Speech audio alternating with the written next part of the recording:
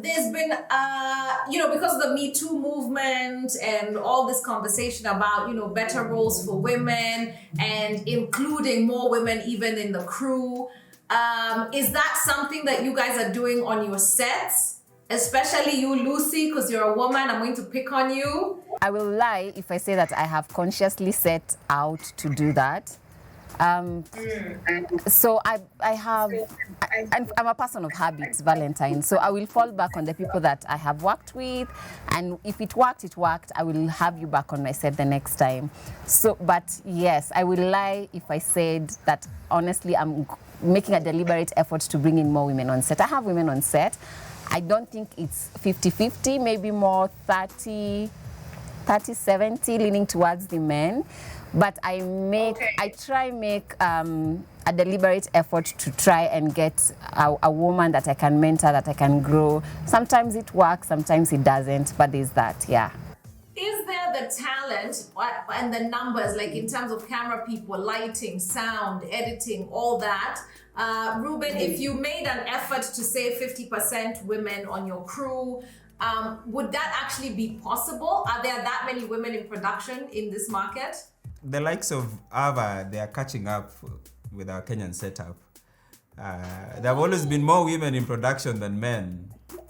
Lucy will confirm that when we initially were starting out the Producers Guild, I think I was the only man in that room. There was Dorothy, there was Epi, there was Lucy, there was Karumbindio, there was the lady from Mombasa, what's her name? But look around. I think it's only me and Daudi maybe, but most of the producers in Kenya are women. Most of the directors also. Maybe the directors could be 50-50. If you look at departments like set production designers, most of them are women. Wardrobe, styling. It's only camera department where you'll find camera and lights. Camera, lights, and I think maybe sound. But I had a few. Is that because of the lifting of equipment, or what is it? But I had a female camera person in my set for the longest. She just stepped aside. She went for maternity at the beginning of this year, and she was fantastic. In fact, she was I think apart from my DOP, she was very inquisitive, pushy, trying to try new things. And so if you clearly look at it, the numbers actually favor women than men. Most of our stories are about women. Our main characters are the Selinas and the Patricias, and a show like mine, I usually struggle because all my men in my show are so weak. This Nelson guy is always... Not just your show. This guy is just Not crying. just your show. Not just your show. This man, instead of kissing Selena, is just crying. Yeah. I don't know. But yeah, anyway, on a serious note. Ruben, I totally understand you. On a serious note, Bashita, I think in Kenya, I think what I'm more worried about is stories that also have strong men in terms of what they stand for in the stories, what they believe in the stories. I think I'm really concerned about that. I'm even guilty because there's something I did recently and I stepped back and okay, even all my men were weak. What do you mean? What kind of man? Because even Arnold has sided with you. What kind of man would you like to see more of on screen? The men we are being portrayed on TV most, and maybe it's subtly being influenced by our culture and our context and our present times. They are cheaters. They are battering their women. They're doing all the wrong things. You know what I mean? They're doing all the wrong things. I can even get for you data that anytime you call auditions, 95% of people who turn for auditions are women.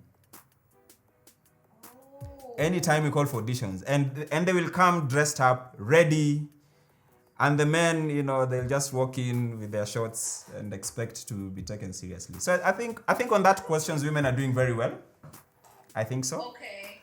But just to go back to what you're asking about is I think we need to be careful how we portray men moving forward.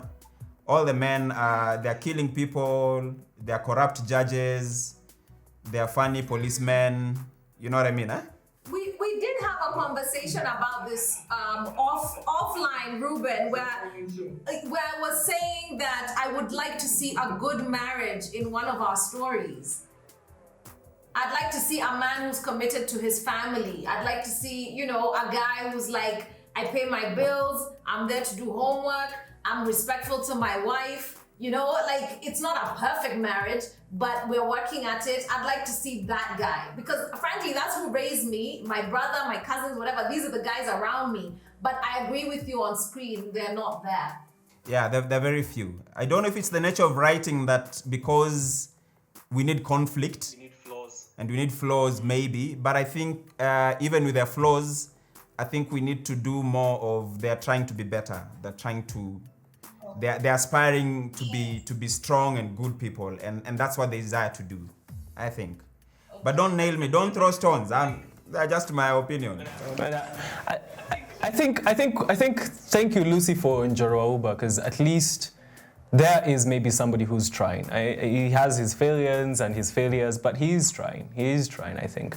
So yay, there's at least one that I can count personally. But on Vashita, what? Hey, Mr. Wangombe, Mr. Bat, Bobo, Don, useless characters. These guys do not deserve any happiness that they ever get. They don't. They are weaklings and useless. And they are terrible. So I definitely see it. Go on, Lucy. You wanted to add something. I could see you reacting when Ruben was talking. Go on. No, because you guys raise a very interesting point, and I think we've grappled with this in the writers' room, where we ask, how is it that all our men what you're portraying them as losers, men who can't make decisions, they're either drunkards, they're cheaters. Like, we have asked this question. And then now, when I heard Ruben say that it's the same thing on Selena, like, it has just made me sadder for men, because are we unconsciously writing what is a reflection of what is around us? Actually, yeah. Yeah, or is it because someone asked, what do you have against men? I'm like, I have nothing, I love them.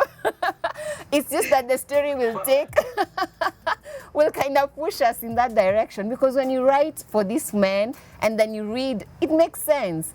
But I would struggle with reading, I don't know, maybe because I've not read one, but I would struggle reading a script where the man was a fairy tale. I don't know if I'd find that believable. You wouldn't buy it.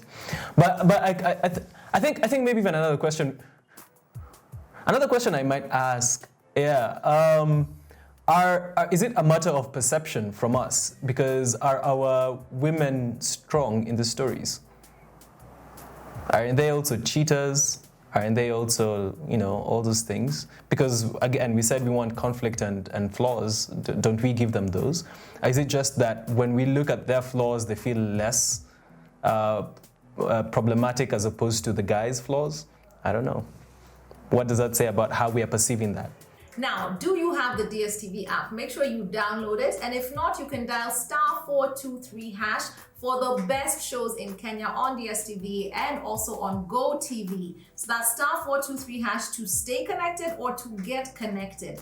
These shows, Vashita is on every single Wednesday at 7:30. Njorowa Uba is on Thursdays at 8 on Maisha Magic East, and Selena 8:30 every single weekday, Monday to Friday, and all these shows are on Maisha Magic East. So make sure you dial *423# and yes, watch the best shows in Kenya.